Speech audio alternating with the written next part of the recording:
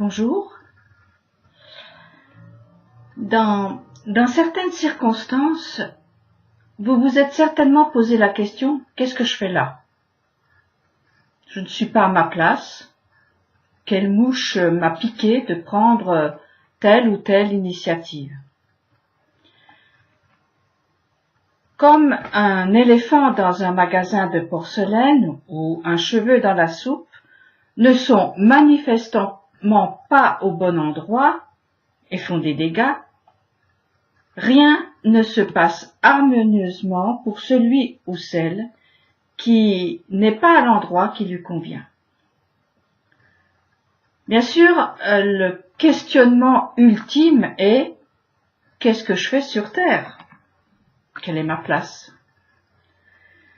Mais cette préoccupation, il faut vite la glisser sous le tapis. Ce sera pour plus tard.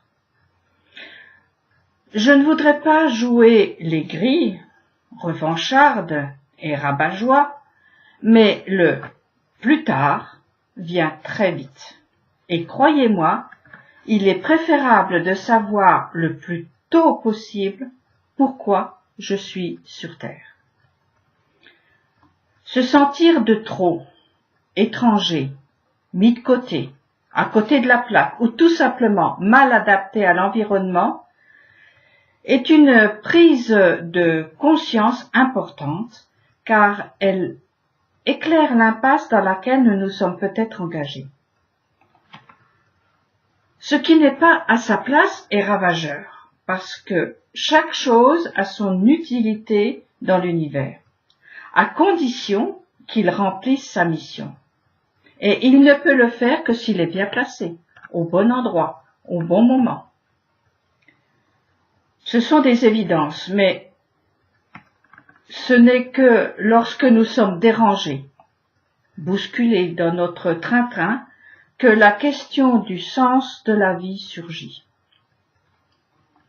Il y a ce qui nous choque, peut-être même nous cogne, nous fait mal à hurler d'injustice, et puis il y a ces heureux concours de circonstances où tout s'emboîte comme les pièces d'un puzzle. Il n'y a pas de hasard. Si chacun est à sa place, à la bonne mesure, le tout s'ajuste parfaitement pour former à ce moment-là une unité qui dit quelque chose. Et ça dit tellement fort que personne n'y est indifférent. On peut alors parler d'un instant d'éternité. Bien entendu, comme je l'ai dit précédemment, il y a les malheureux concours de circonstances qui se terminent mal. C'est dramatique et personne ne connaît les ressorts invisibles qui les permettent. Mais lorsque tout se déroule d'une façon harmonieuse, un sentiment de plénitude ou de paix nous envahit. Cela dit que c'est juste, calibré, en équilibre. Le soir peut venir, puis ce sera le matin, un nouveau jour. Ces événements sont précieux, bien que ponctuels.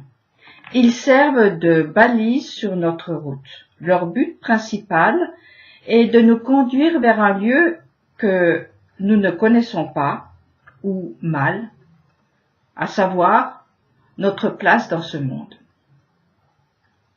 Par ces hasards, une main invisible, bienveillante, semble guider les circonstances comme les bords d'un chemin. Alors, pour raconter l'histoire, le témoignage, on dira avec fierté « En chemin, j'ai rencontré, j'ai pensé, j'ai trouvé, j'ai heurté, j'ai compris ceci ou cela, et mon parcours a pris un autre sens. » Cela arrive souvent, et nous en sommes heureux et encouragés, car l'environnement semble être un compagnon. J'ai pu observer qu'il y a 3 points stratégiques qui amènent la paix lorsque chacun de ces points est à sa place et remplit sa mission sans se substituer à l'autre. À l'inverse, ils sont source de guerre lorsqu'ils sont déséquilibrés. débordant de tous les côtés, ça se termine en déluge. D'entrée, je vous révèle ces 3 points. La bouche, le sexe et entre les deux, le cœur. J'ai remarqué que ce sont 3 lieux de notre personne qui doivent être circoncis selon la Torah, c'est-à-dire libérés des excès qui sont une sorte d'esclavage. Circoncis, ils ont besoin d'être circonscrits par des lois qui les maîtrisent, les protègent comme des remparts et les rendent ainsi aptes, capables à fructifier pour le bien. Lorsque ces 3 points sont alignés, reliés à leur place, le train de notre vie va dans le bon sens et arrivera à sa destination. Ce train est en chemin vers là-bas, l'Orient, où la lumière apparaît. Chaque train de vie va quelque part. Mais est-ce bien là que nous voulions aller? Est-ce pour cela que nous sommes nés? Je ne sais pas ce qu'il en est pour vous. En tous les cas, moi, je me suis souvent trompée de train, de point de départ, d'heure et même de destination. Il a fallu recommencer, synchroniser les montres de chacune de mes petites histoires avec celle de la grande histoire. J'ai pleuré, me suis courbée pour ne pas me briser et finalement, j'ai avancé doucement mais sûrement. Aujourd'hui, je ne suis pas la même que hier et différente de demain. Et les heureux concours de circonstances y sont pour beaucoup. Peut-être aussi les malheureux. Une main invisible guide l'histoire. Un berger est aux manettes. Il faut être d'une mauvaise foi crasse pour le nier. En fait, et je le dis sans pensée péjorative ni humiliante, nous sommes des outils dans cette main invisible pour réaliser le projet grandiose d'un monde harmonieux. Nous sommes des outils, des réceptacles, des ustensiles, des serviteurs, des partenaires, des compagnons de cette tâche. C'est en forgeant que l'on devient forgeron. C'est en étant utilisé et utilisable que l'on s'ajuste à la tâche qui doit être accomplie. Pour que l'ouvrage tienne la route, on devient des orfèvres en la matière lorsque nous sommes à notre place. Je ne suis pas sûre qu'un boucher puisse opérer même une vache. Je ne suis pas sûre qu'un marteau puisse éplucher une pomme de terre. Un outil inadapté ou mal calibré ne sert pas à grand-chose. Il peut même s'avérer dangereux et provoquer des accidents.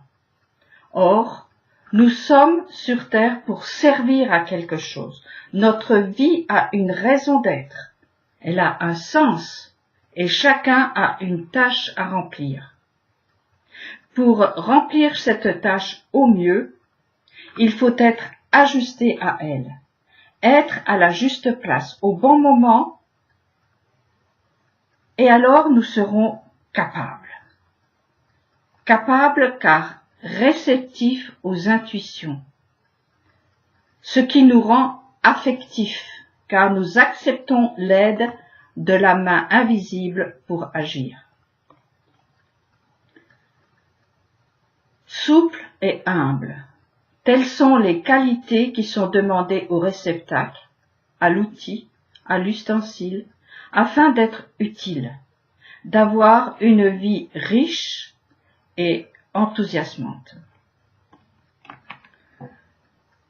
L'homme a tous les pouvoirs. Il est capable du meilleur comme du pire, car il est doté du libre arbitre. Mais ses capacités et ses pouvoirs n'ont de sens que s'il reconnaît sa place dans l'univers. Le pire est à craindre de celui ou celle qui se prend pour ce qu'il n'est pas, qui occupe une place qui n'est pas la sienne. Il est alors comme l'éléphant dans un magasin de porcelaine ou une mouche dans une salle chirurgicale. Et maintenant, comment savoir quelle est ma place? Comment savoir si je suis à ma place, si je remplis mon rôle d'outil utile? Je pense que l'on ne sait jamais, car nous ne sommes jamais arrivés. Nous ne sommes que de passage, mais on le sent. Une paix, une harmonie s'est mise en place. Le pulse se construit pièce par pièce et le monde se dessine. On peut deviner ce que sera la suite. Un chemin se crée sous nos pas. Toutes les pièces de nos vies se rassemblent en une unité que l'on sent cohérente et qui est à l'image du Dieu un, le berger qui veut nous conduire auprès des eaux calmes et des prairies verdoyantes. Il n'y aura peut-être pas, même sûrement pas, une colombe toute blanche qui viendra sur notre épaule avec une branche d'olivier dans le bec. Mais tout de même, le ciel aura trouvé où se poser et la terre sera devenue féconde. Le soir est venu, puis le matin, un nouveau jour plein de raisons d'être arrive. Soyez bénis, soyez en paix et en repos à votre place.